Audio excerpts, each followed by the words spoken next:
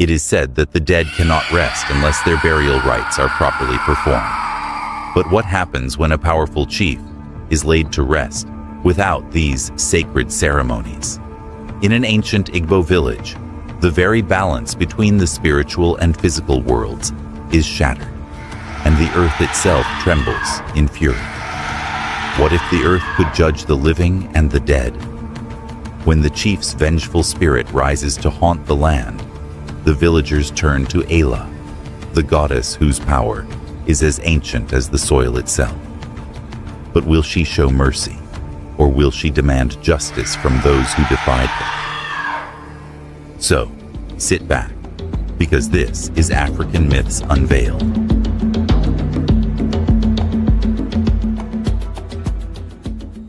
Before we dive deeper into the story, I have a quick question for you.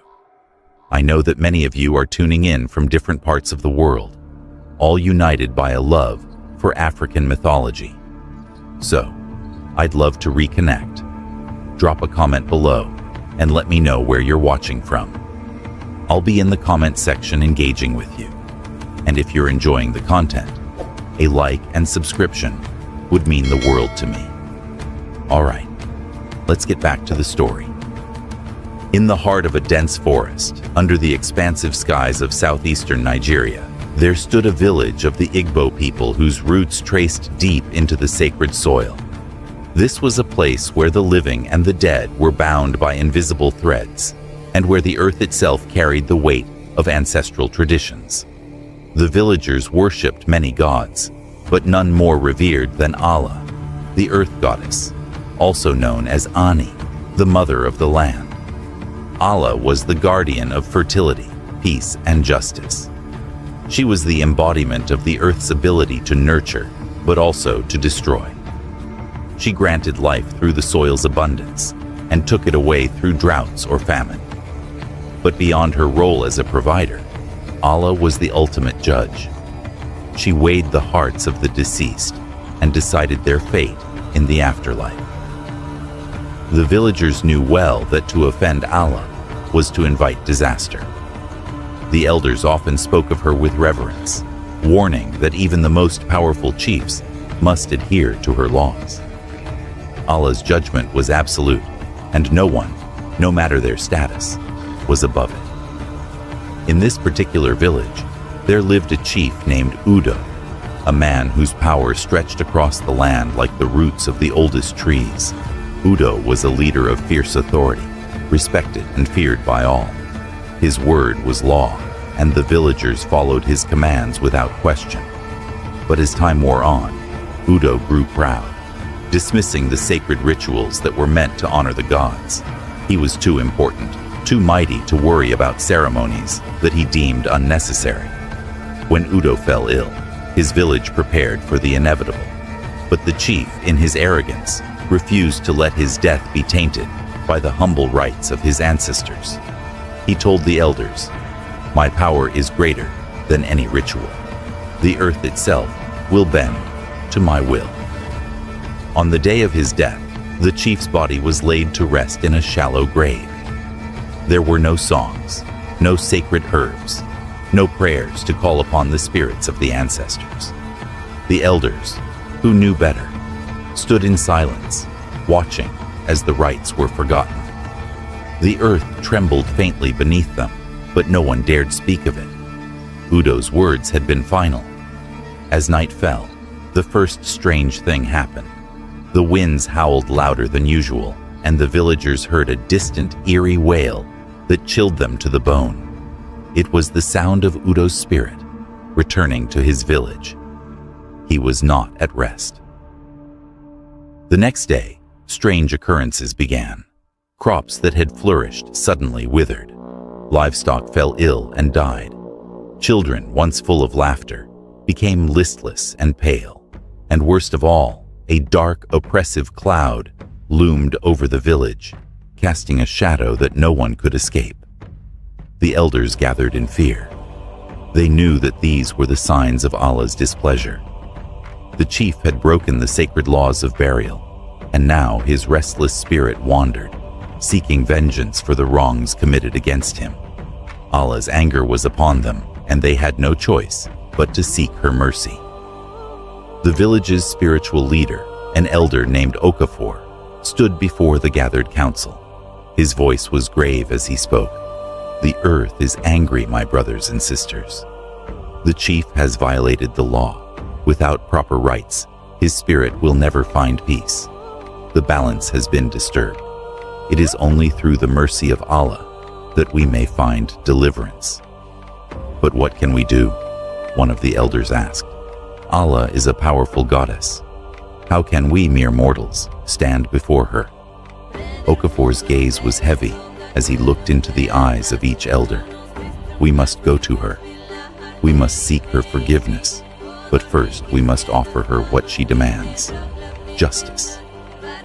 And so, the elders prepared to venture deep into the sacred forest, where the land was said to be closest to Allah's realm.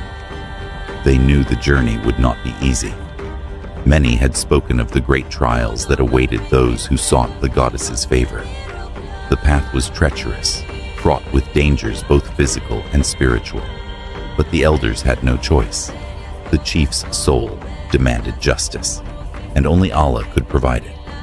As they journeyed through the thick woods, the air grew dense, and a strange silence settled over them. The earth beneath their feet felt heavy, as if watching their every step. There were no birds singing, no rustling leaves. It was as if the land itself held its breath, waiting for the elders to reach their destination. Finally, they reached a clearing where the air seemed to shimmer with a golden light. It was here that Allah's presence was strongest. The elders knelt in reverence, offering prayers to the earth, asking for guidance and forgiveness. A voice, deep and resonant, like the rumbling of thunder, echoed through the clearing. "You come seeking mercy, but justice must first be served." The elders, shaken, raised their heads. Before them stood a figure, tall and commanding, with skin that shimmered like the earth itself. Her eyes were ancient, filled with the weight of millennia. She was Ayla, the earth goddess, and she was not pleased. The air thickened as the elders faced Ayla, her towering form standing before them like a goddess of the earth itself. The ground beneath them seemed to pulse with life, every rock and tree around them seeming to watch in silence. Allah's voice, a deep rumble that resonated in the core of their beings, filled the air. "You seek mercy for a man who disregarded the sacred rites of death," she spoke, her voice like the shaking of mountains. "But the earth has already judged him." The elders, kneeling in the presence of the great goddess, could feel the weight of their failure pressing upon them. Okafor, the spiritual leader, spoke with great humility, his voice trembling slightly as he addressed the goddess. "Great Allah, we come before you in the hope that you might show mercy to our village. Chief Udo was a powerful man, and his spirit now wreaks havoc upon the land. We beg for your forgiveness, that this curse may be lifted." Allah's eyes narrowed, and she raised a hand, her long fingers curling like the roots of the trees surrounding them. "I have no forgiveness for those who defy the natural order. Udo was buried without honor, his spirit left to wander the earth in unrest. His anger has been planted in the soil, and it will grow as surely as the crops wither in his absence." The elders bowed their heads lower, understanding that the goddess's wrath was not easily appeased. They had come to ask for her mercy, but it seemed that justice had to be carried out first. However, Allah continued, her voice softening slightly. "It is not only Udo's spirit that needs to be accounted for. The village, too, has violated the balance. The elders allowed him to be buried in haste, ignored the traditions of our people. Your failure is not just his, it is shared." Okafor's heart sank as he realized the gravity of their actions. They had let Udo's pride cloud their judgment, and now the whole village was paying the price. "But great Allah," Okafor said, lifting his gaze to meet the goddess's eyes, "how can we make amends?" What must we do to restore the balance and appease the earth? Allah's expression remained unreadable, her gaze piercing through the elders, as if searching their very souls. She stood still, her presence both commanding and serene, like the earth itself, unmovable, yet ever-changing. "Justice must be done," she replied. "Udo must be properly honored. But more than that, the village must restore the harmony that has been shattered. Only then will I grant peace to his spirit." The elders were given a challenge that none of them had anticipated. It was not enough to simply perform the rites for Udo. They had to confront the very foundation of their failure and restore the balance of their community. Allah had set her terms. Udo's spirit could not find peace unless the village took responsibility for its neglect. The soil would not yield, the rains would not fall, and the crops would not grow until justice was served. In the following days, the village prepared for the tasks ahead. Okafor and the other elders called upon the people to come together. They told stories of their ancestors, reminding the villagers of the sacred bonds that tied them to the earth. The community would perform the rites for Chief Udo, but they would also undergo a spiritual cleansing to restore the harmony that had been lost. It was a process that would require deep introspection and sacrifice. At the same time, Udo's spirit continued to haunt the village. The once thriving community was now filled with unease. The wind howled through the trees at night, and the villagers could hear footsteps on the earth, though no one walked. Strange shadows appeared in the corners of their homes, flickering in the firelight. But it was the sound that haunted them the most, the unearthly wail of a spirit in torment, crying out for what had been denied. As the villagers worked together to prepare the sacred offerings and rituals, the earth seemed to respond. The ground, once cracked and dry, began to soften, though it remained restless. The elders knew they had little time before Allah's wrath would claim them all. And so, with the first full moon after the chief's burial, the villagers gathered at the burial site. Okafor led the procession, his heart heavy with the weight of their collective failure. The entire village followed, carrying sacred items, leaves, herbs, offerings to appease the spirits of the ancestors, and they stood at the foot of Udo's grave. In the center of the gathering, Okafor knelt, holding a ceremonial knife in his hands. "We come before you, great Allah, to honor the soul of Udo and to restore the balance that we have disrupted. May his spirit find peace, and may the land heal from the wounds we have caused." As Okafor began the sacred chant, the earth beneath them stirred. It was a gentle vibration at first, as though the land itself was waking from a long slumber. Then, a deep rumble echoed from the ground, closer now, as though something was pushing from below. And suddenly, before their eyes, Udo's spirit emerged from the earth. His form was blurred, a shadowy figure wrapped in an aura of rage and sorrow. The villagers stepped back, fearful of the wrathful spirit, but Okafor remained calm, his voice steady as he spoke. "Udo, chief of our land, we come to offer you the rights you were denied. We ask for your forgiveness, and we seek to right the wrongs that have been done." Udo's spirit flickered, his form shifting like smoke in the wind. His eyes burned with the fury of the earth itself. "You failed me," Udo's voice echoed, as hollow and angry as the wind itself. "I was a king, and you betrayed me in my final moments. The earth will remember this betrayal." But Okafor, with the power of the earth goddess herself behind him, held steady. "We acknowledge our failure, but we now offer you the honor you deserve. Through the earth, we make our offering." As the elders and villagers performed the sacred rituals, Udo's form began to settle.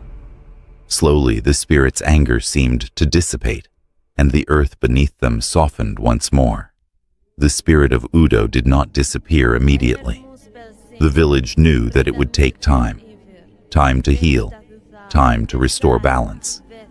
But as Allah's presence began to fade from the land, the villagers knew they had done what was necessary. They had restored the harmony that had been lost. The morning after the rites, a heavy calm had settled over the village. The air, which had once felt thick with the tension of an impending storm, was now light and still, as if the earth itself had taken a deep breath. The villagers, exhausted yet hopeful, went about their day with a new sense of unity. The winds had died down. The unnatural wail of Udo's spirit no longer echoed through the village, and the oppressive shadow that had loomed over them seemed to have lifted. The earth, though scarred from the disturbance, had begun to show signs of recovery. The once withered crops, though far from thriving, began to show small sprouts of green. The livestock that had been sickly and weak now stirred, regaining their strength. The rains, which had not come for weeks, began to fall gently, refreshing the land with their cool touch. Yet, despite the signs of recovery, the villagers knew they had not yet fully restored the balance. The chief's soul, though no longer angry, still lingered in the spirit realm, bound by the justice that had been demanded by Allah. They knew that only after Allah's full forgiveness could peace truly return to the village. Okafor, the spiritual leader, stood in the center of the village one morning, looking out across the fields. His face was weary, but his heart was filled with resolve. The work was far from over. The elders had done their part, but the village as a whole needed to continue the process of healing. Several days later, the elders gathered once more. They had completed the sacred rites for Udo, restoring the honor he had been denied. Now, it was time to offer their final prayers to Allah, seeking her full blessing. In the heart of the village stood the sacred tree, a massive, ancient baobab that had stood for generations, its roots intertwined with the earth itself. It was here, beneath its vast branches, that the final offering would be made. The villagers, led by Okafor, would perform one last ritual to ensure that the earth was truly at peace. As they gathered around the tree, Okafor began to speak, his voice carrying over the quiet crowd. Great Allah, Earth Mother, we stand before you once more, humbled by your power. We have honored the dead, restored the rites, and learned the lessons of balance and respect. We ask that you now bring peace to our village, so that we may live in harmony with the land. The villagers stood in silence, eyes closed in prayer, offering up their deepest thanks to Allah for her mercy. The air grew still, and the earth beneath their feet seemed to stir in response. Then, a low rumbling began, distant but unmistakable. The ground trembled as if in answer to their plea, and there, in the heart of the village, Allah herself appeared once more. Her presence was less imposing than before, though still awe-inspiring. She was no longer a towering figure of judgment, but a more serene manifestation, her form blending seamlessly with the earth itself. Her skin shimmered like soil freshly turned, her eyes deep pools of wisdom and understanding. The goddess looked upon the villagers, and for a moment, there was silence. You have done what was needed, Allah spoke, her voice like the earth itself, a deep, grounding presence.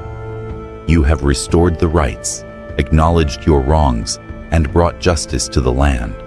Through your humility and effort, the balance has been regained. The villagers, trembling with relief, lowered their heads in gratitude. Okafor spoke for them all. We thank you, great Allah. We are forever in your debt. Allah's gaze softened, and she nodded slowly. I have seen your sincerity, and for this, I grant you peace. The spirit of Udo has been honored, and his soul is at rest. The earth, too, shall heal in time. As she spoke, the earth around them seemed to respond. The once barren fields, now fertile, began to bloom with life. Crops grew tall and lush, and the once sickly animals returned to health.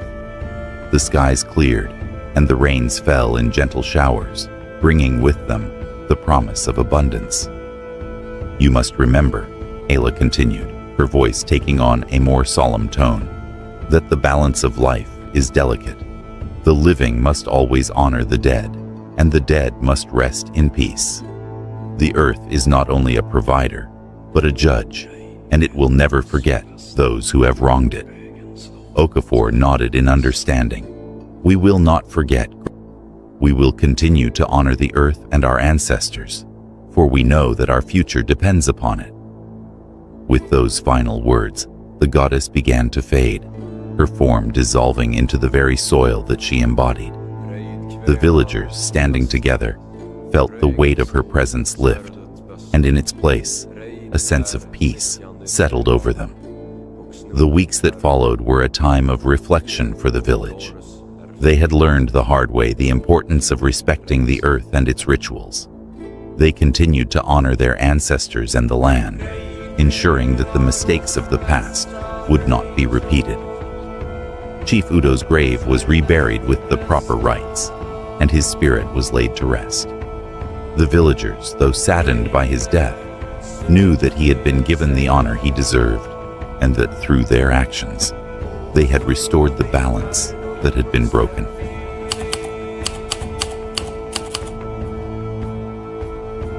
This myth of Allah, the earth goddess, holds deep cultural significance for the Igbo people and many other African cultures. It speaks to the importance of maintaining balance and respect between the living and the dead, as well as the need to honor the earth and its traditions. Allah represents both the nurturing and destructive forces of the earth. She is a reminder that the land provides for all life, but also demands respect in return. In Igbo culture, the earth is not just a physical entity, but a spiritual one, imbued with the power to shape lives, weather, and prosperity. The myth of Allah teaches that the natural world is not to be taken for granted, and that the earth's blessings come with responsibilities.